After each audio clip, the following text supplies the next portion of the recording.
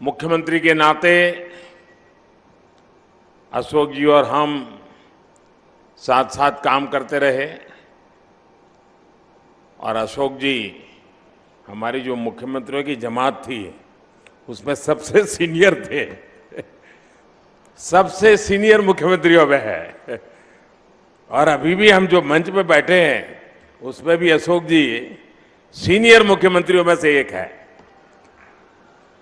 तो उनका यहां आना, इस कार्यक्रम में उपस्थित रहना, साथियों, आजादी के अमृत महोत्सव में हम सभी का मानगढ़ धाम आना, ये हम सबके लिए प्रेरक है, हमारे लिए सुखद है। मानगढ़ धाम जनजातीय वीर वीरांगनाओं के तप, त्याग, तपस्या और देशभक्ति का प्रतिबिंब है। ये राजस्थान, गुजरात, मध्य प्रदेश और महाराष्ट्र के लोगों की साझी विरासत है। परसों यानी 30 अक्टूबर को गोविंद गुरु जी की पुण्यतिथि थी। मैं सभी देशवासियों की तरफ से गोविंद गुरु जी को पुनः श्रद्धांजलि अर्पित करता हूं। मैं गोविंद गुरु जी की तप तपस्या, उनके विचारों और आदर्शों को प्रणाम करता हूं। भाई और बहनों, गुजरात का मुख्यमंत्री रहते हुए मानगढ़ का जो क्षेत्र गुजरात में पड़ता है, मुझे उसकी सेवा का सौभाग्य मिला था।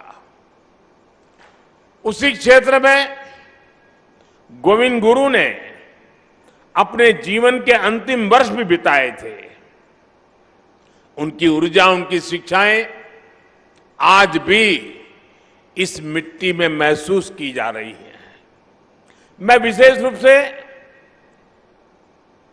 हमारे कटाराय कनकमल जी का और यहां के समाज का भी आज सर झुका करके नमन करना चाहता हूं।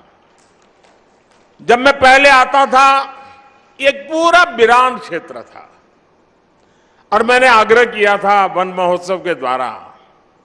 आज मुझे इतना संतोष हुआ, चारों तरफ मुझे हरियाली नजर आ रही है।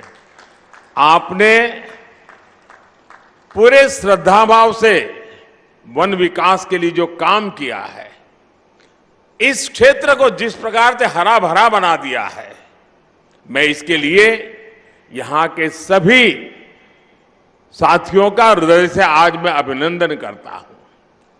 साथियों, उस क्षेत्र में जब विकास हुआ, जब सड़कें बनी, तो वहां के लोगों का जीवन तो बेहतर हुआ ही, गोविंद गुरु की शिक्षाओं का भी विस्तार हुआ। साथियों, गोविंद गुरु जैसे महान स्वतंत्रता सेनानी भारत की परंपराओं के, भारत के आदर्शों के प्रतिनिधि थे। वो किसी रियासत के राजा नहीं थे, लेकिन फिर भी वो लाखों लाखों आदिवासियों के नायक थे। अपने जीवन में उन्होंने अपना परिवार खो दिया, लेकिन हौसला कभी नहीं खोया। उन्होंने हर आदिवासी को, हर कमजोर, गरीब और भारतवासी को अपना परिवार बनाया।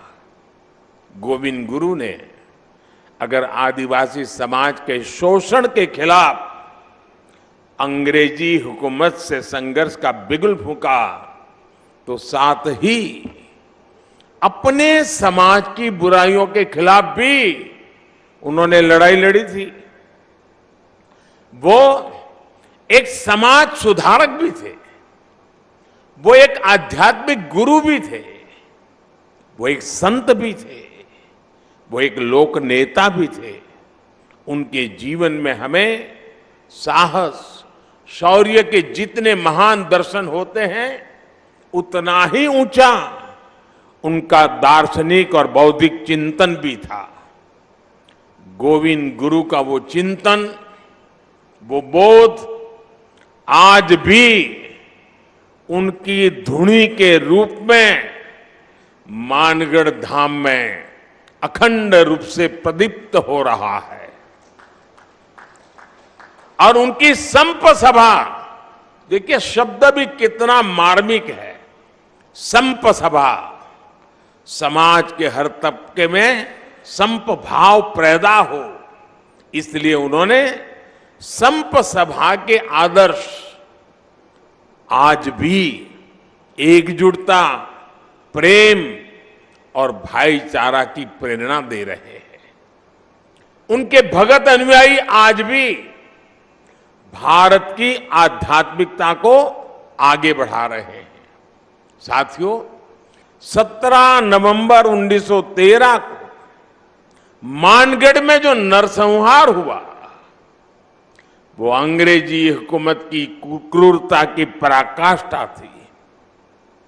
एक और आजादी में निष्ठा रखने वाले भोले भाले आदिवासी भाई बहन, तो दूसरी ओर दुनिया को गुलाम बनाने की सोच। मानगढ़ की इस पहाड़ी पर अंग्रेजी हुकूमत ने 1,500 से ज्यादा युवाओं, बुजुर्गों, महिलाओं को घेर करके उन्हें मौत के घाट उतार दिया। आप कल्पना कर सकते हैं, एक साथ 1,500 से ज्यादा लोगों की जघन्य हत्या करने का पाप किया गया। दुर्भाग्य से आदिवासी समाज के इस संघर्ष और बलिदान को आजादी के बाद लिखे गए इतिहास में जो जगह मिलनी चाहिए थी, वो नहीं मिली। आजादी के अमृत महोत्सव में आज देश उस कमी को पूरा कर रहा है। आज देश उस दशकों पहले की भूल को सुधार रहा है। साथियों, भारत का अतीत, भारत का इतिहास, भारत का वर्तमान और भारत का भविष्य आदिवासी समाज के बिना पूरा नहीं होता। हमारी आजादी की लड़ाई का भी पग पग इतिहास का पन्ना पन्ना आदिवासी वीरता से भरा पड़ा है। 1857 की क्रांति से भी पहले विदेशी हुकूमत के खिलाफ आदिवासी समाज ने संग्राम का बिगुल फूंका था। 1780, आप सोचिए 1857 से भी पहले 1780 में संथाल में तिलका मांझी के नेतृत्व में दामिन सत्याग्रह लड़ा गया था, दामिन संग्राम लड़ा गया था। 1830-32 में बुधु भगत के नेतृत्व में देश लरका आंदोलन का गवाह बना। 1855 में आजादी की यही ज्वाला सिद्धू कान्हा क्रांति के रूप में जल उठी। इसी तरह भगवान बिरसा मुंडा ने लाखों आदिवासियों में क्रांति की ज्वाला प्रज्वलित की।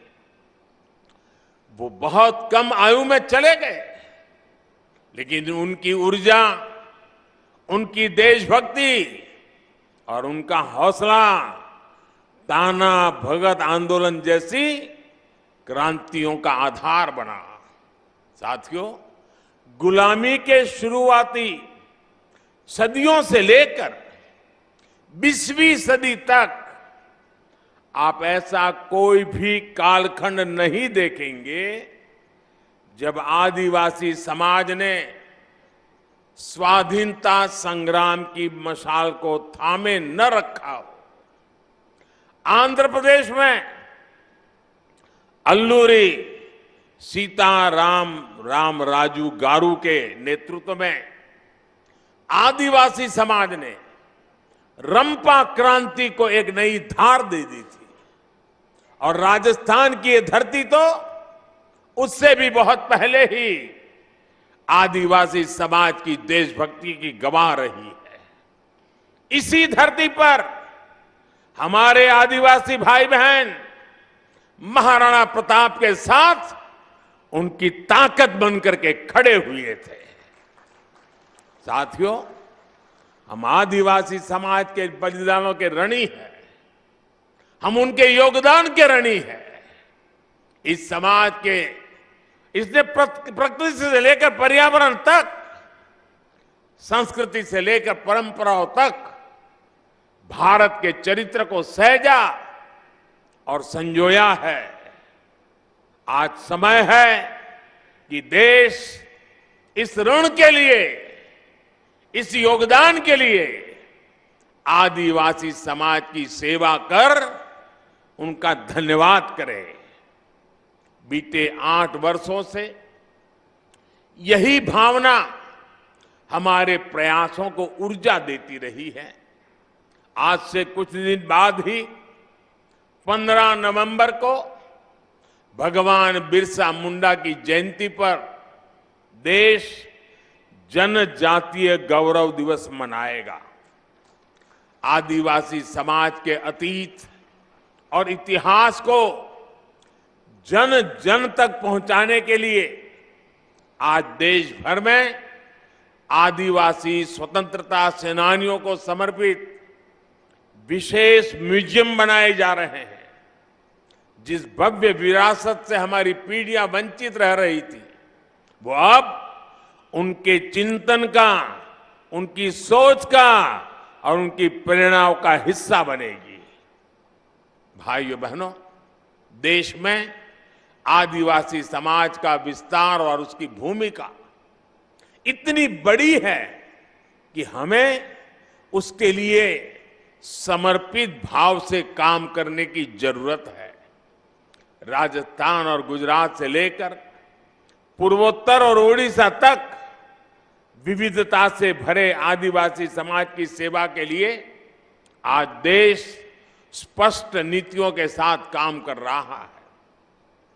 वनबंधु कल्याण योजना के जरिए आज जनजातीय आबादी को पानी, बिजली, शिक्षा, स्वास्थ्य और रोजगार के अवसरों से जोड़ा जा रहा है।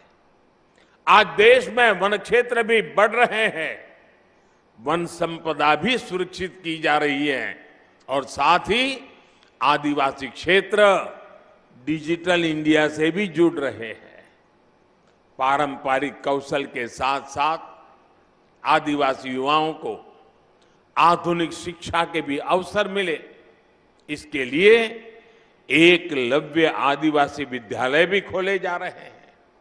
यहां इस कार्यक्रम के बाद मैं जामुगोड़ा जा रहा हूं, जहां गोविंद गुरुजी के नाम पर बनी यूनिवर्सिटी के भव्य प्रशासनिक कैंपस का लोकार्पण करूंगा। साथियों, आज आपके बीच आया हूं तो एक और बात भी मेरा बताने का मन करता है। आपने देखा होगा, कल शाम ही मुझे अहमदाबाद से उदयपुर ब्रॉडगेज लाइन पर चलने वाली ट्रेन को हरी झंडी दिखाने का अवसर मिला है। 300 किलोमीटर लंबी इस रेल लाइन का ब्रॉडगेज में बदलना राजस्थान के हमारे भाई और बहनों के लिए भी बहुत महत्वपूर्ण है। इस परिवर्तन से राजस्थान के अनेक आदिवासी क्षेत्र गुजरात के आदिवासी क्षेत्रों से जुड़ जाएंगे। इस नई रेल लाइन से राजस्थान के टूरिज्म को भी बड़ा लाभ होगा, यहां के औद्योगिक विकास में भी मदद मिलेगी। इससे युवाओं को रोजगार की भी नई संभावनाएं बढ़ेगी। साथियों, अभी यहां मानगढ़ धाम के संपूर्ण विकास की चर्चा भी हुई है। मानगढ़ धाम के भव्य विस्तार की प्रबल इच्छा हम सभी में है। इसके लिए राजस्थान, गुजरात, मध्य प्रदेश और महाराष्ट्र को मिलकर काम करने की आवश्यकता है। मेरे यहां चारों राज्य और सरकारों से आग्रह है कि इस दिशा में विस्तृत चर्चा करें, एक रोड मैप तैयार करें, ताकि गोविंद गुरु जी का स्मृति स्थल भी पूरे विश्व में अपनी पहचान बनाए। मुझे विश्वास है मानगढ़ धाम का विकास इस क्षेत्र को नई पीढ़ी के लिए प्रेरणा का एक जागृत स्थल बनाएगा। और मैं ये विश्वास दिलाता हूं, क्योंकि कई दिनों से हमारी चर्चा चल रही है, जितना जल्दी, जितना ज्यादा क्षेत्र हम निर्धारित करेंगे, तो फिर सब मिलकर के और भारत सरकार के नेतृत्व में हम इसको और अधिक विकास कर सकते हैं। इसको कोई राष्ट्रीय स्मारक कह सकता है, कोई संकलित व्यवस्था कह सकता है, नाम तो कोई भी दे देंगे, लेकिन भारत सरकार और इन 4 राज्यों के जनजातीय समाज का सीधा संबंध है। इन चारों राज्यों ने और भारत सरकार ने मिलकर के इसको और नई ऊंचाइयों पर ले जाना है। उस दिशा में भारत सरकार पूरी तरह कमिटेड है। मैं फिर एक बार आप सबको बहुत बहुत शुभकामनाएं देता हूं, गोविंद गुरु के श्री चरणों में प्रणाम करता हूं। उनकी धुनी से मिली हुई प्रेरणा से आदिवासी समाज के कल्याण का संकल्प लेकर के हम सभी निकले, यही मेरी आप सबसे प्रार्थना है। बहुत बहुत धन्यवाद।